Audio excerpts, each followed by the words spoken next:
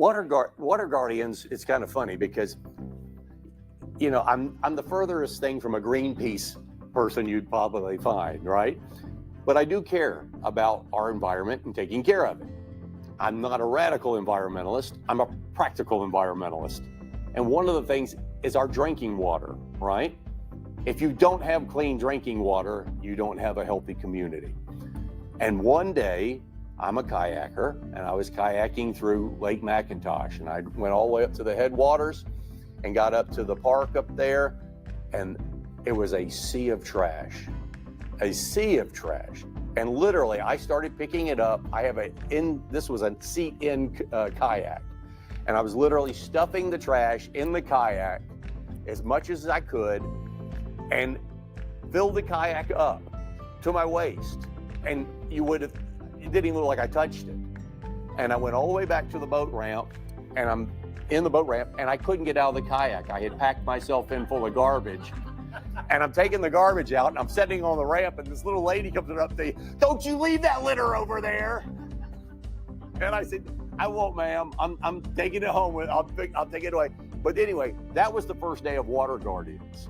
And I decided, it occurred to me, if I had 15 or 20 people, we could have cleaned that entire area up.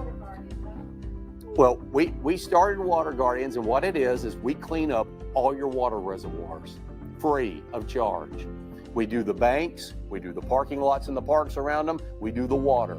You would be shocked at what we pull out of your water supply. Lead acid batteries, gasoline canisters, all kinds of things that are harmful pollutants in that water. Lots of plastics in there. We have taken tons of material out of your water supply and thrown it and put it in the landfill. It's been a very worthwhile project. And you know that, talking about drawing community together, we have people that have come to every Water Guardians event, and we've been doing it for over 10 years.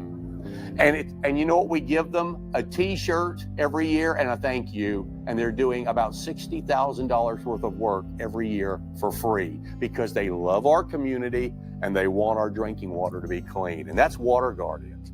And you know, the interesting thing about the dog park was, I was in office as mayor, and I had this group of people that came up to me and they said, you know, they got these things, dog parks. It would be so great if we had one. And, you know, here's a picture of one. And God, wouldn't it be just wonderful if we had a dog park. And I'm like, it's a great idea. Unfortunately, I just passed the fiscal year budget 2 months ago, and there's no line item for a dog park. And they all frowned. And I said, but don't worry, we're going to do it anyway. And we raised all the money.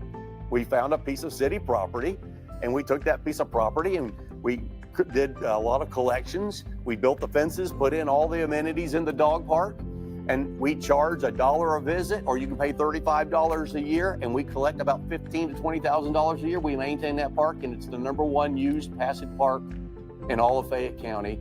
And you know what's amazing? This is what I tell everybody. This is kind of a crude comment, but it's the only park where it gets pooped on 400 times a day, and it's spotless. It's absolutely spotless. The owners take fantastic care of that light. But these are just things where the community comes together. Let's do something, you know? Don't say no. Let's do it. If the city can't pay for it, let's do it.